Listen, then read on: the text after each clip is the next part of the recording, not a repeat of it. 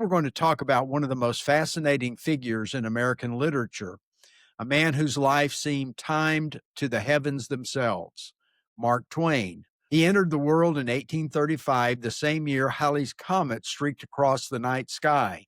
And 75 years later, in 1910, as that same comet returned, Twain made his exit. He once said, "I came in with Halley's Comet in 1835. It's coming again next year, and I expect to go out with it." And he did. They say it's all about rights, but rights can't fix a wrong that we do to God each day. How long can we stand strong? And all I got is one question left. If we turn our backs and spit in his face, is God still gonna bless the USA? There's an old story about a shepherd who watched the night sky every evening. One night he saw a brilliant star flare into existence, bright enough to cast shadows on the ground. He woke the others, and they all watched with open mouths until the star faded away. One shepherd sighed and said, "It left too soon." But the eldest shepherd shook his head. "No, it stayed long enough to make us look up again." Sometimes God sends a moment of light just long enough to lift our eyes from the earth. And when that light disappears, we feel the emptiness more sharply, but the looking up remains. That's the power of God's empty places. They pull our gaze heavenward. Greetings, Patriots. I'm Perry Green. Welcome to God in America, where faith and freedom stand as the twin pillars of our story. Today, we're going to talk about one of the most fascinating figures in American literature, a man whose life seemed timed to the heavens themselves, Mark Twain, born Samuel Longhorn Clemens. He entered the world in 1835, the same year Halley's Comet streaked across the night sky.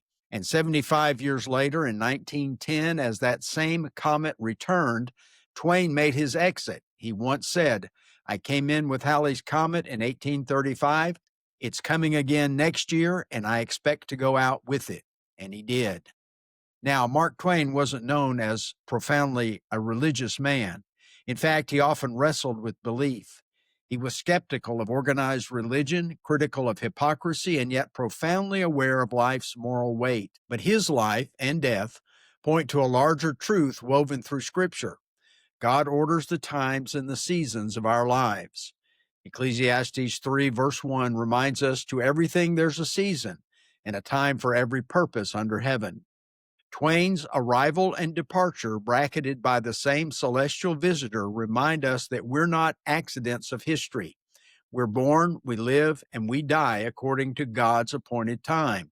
When Halley's Comet first appeared in 1835, people saw it as a sign of change, even of divine significance.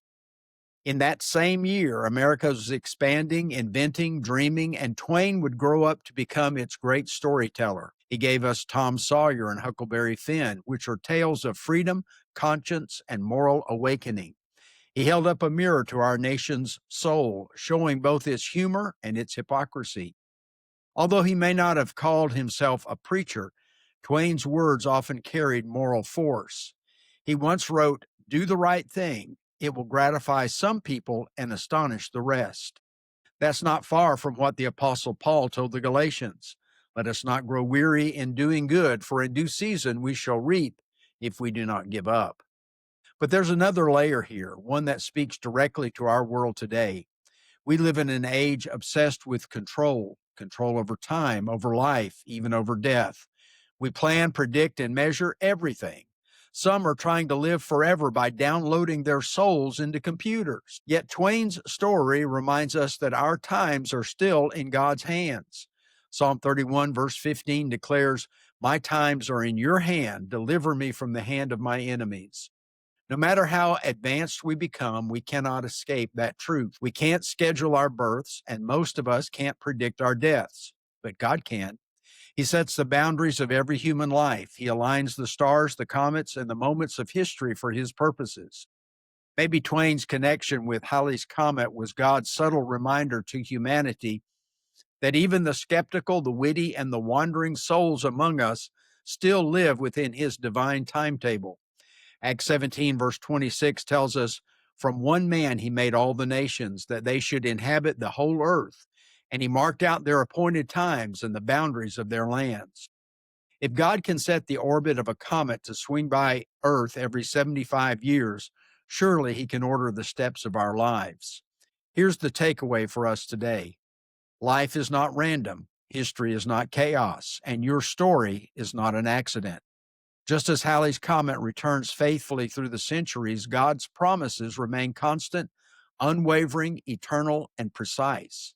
In our unpredictable world with wars, corruption, and shifting morals, we can rest in that assurance. Psalm 90, verse 12 reads, teach us to number our days that we may gain a heart of wisdom. Every sunrise and sunset, every birth and death, every moment in between, all are opportunities to glorify the Creator who holds time itself. Mark Twain's life began and ended with a comet, a celestial symbol of timing and wonder. But for you and me, the greater wonder is that God, who hung the stars, also knows our names and numbers our days with purpose. So live each one with gratitude. Walk humbly, love deeply, and let your time on this earth reflect the one who set it all in motion. Well, thanks for being with us today. Please like, follow, share, and subscribe to our podcast. If you'd like to donate to our ministry, please visit godinamerica.com. That's the word God, the letter N, America.com. Faith and freedom are the twin pillars of America's story. Until next time, let's keep the light of God's appointed times burning.